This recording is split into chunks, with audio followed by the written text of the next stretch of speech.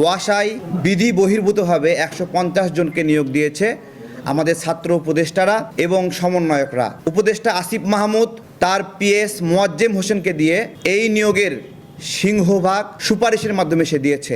আর অপরদিকে উপদেষ্টা নাহিদ সেও সুপারিশের মাধ্যমে ওয়াসায় গিয়ে নিয়োগ দিয়েছে। সাথে নাম রয়েছে নুসরাত তাবাসসুমের, সাথে নাম রয়েছে তৌহিদের, সাথে নাম রয়েছে নাজমুলের। আমরা খুঁজতেছিলাম যে নুসরাত তাবাসসুম গুচি ব্র্যান্ডের ব্যাগ, লক্ষ লক্ষ টাকা দামের কোট স্যুট পরে বিদেশে যায় কিভাবে। আমরা খুঁজতেছিলাম, আজকে সেই খোঁজার পেছনে তথ্যটা বের হয়ে এসেছে তারা এটা কিভাবে করে। আমরা আজকের এই প্রেস বিজ্ঞপ্তিতে কিছু দাবি উত্থাপন করব।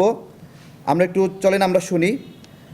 আমজনতা দলের পক্ষ থেকে জানানো হচ্ছে যে আমরা গভীর উদ্বেগের সঙ্গে লক্ষ্য করছি যে ছাত্র উপদেষ্টা ও সমন্বয়কদের মাধ্যমে ওয়াসায় 150 জনের নিয়োগে চরম দুর্নীতি সংগঠিত হয়েছে।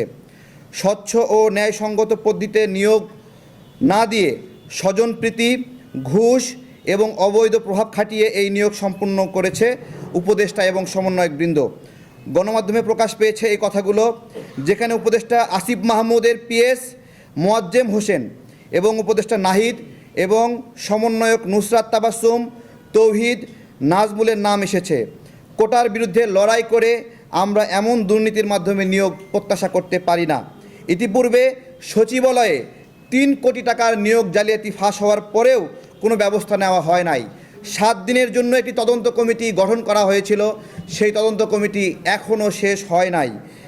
উপদেষ্টা নাহিদের সুপারিশের আরেকটি খবর ফাঁস হয়েছিল, আপনারা জানেন। তিনি বঙ্গবন্ধু শিক্ষক পরিষদের প্রতিনিধি শাহিদুর রহমানকে নিয়োগের সুপারিশ করেছিলেন। পরবর্তীতে আমরা যখন এটা নিয়ে কথা বললাম, প্রতিবাদ করলাম, তখন তিনি সেটি বাতিল করলেন। এই ফাঁস হওয়া নিয়োগ বাতিল করলেন প্রকাশ পাওয়ার পরে। ছাত্র উপদেষ্টাদের এমন নিয়োগ জালিয়াতি জুলাই গণ অভ্যুত্থানের পরিপন্থী এবং নৈতিকতা বিবর্জিত কাজ। আমরা এই প্রেক্ষিতে সরকারের নিকট হতে জোর কিছু দাবি জানাচ্ছি। 1 নম্বর দাবি, এই নিয়োগ জালিয়াতিতে জড়িত থাকায় উপদেষ্টা আসিফ মাহমুদ ও তার পিএস মোয়াজ্জেম হোসেনকে বহিষ্কার করতে হবে এবং তাদের বিরুদ্ধে আইনগত ব্যবস্থা নিতে হবে। সাবেক উপদেষ্টা নাহিদের নিয়োগ দুর্নীতি দুদক কর্তৃক তদন্ত করে আইনগত ব্যবস্থা নিতে হবে।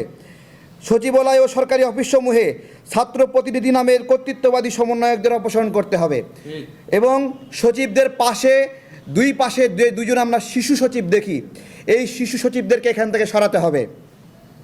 মংলা বন্দর শ্রমিক সংঘের প্রধান উপদেষ্টা পদ হতে হান্নান মাসুদ ও অন্যান্য সমন্বয়কদের অপসারণ করতে হবে।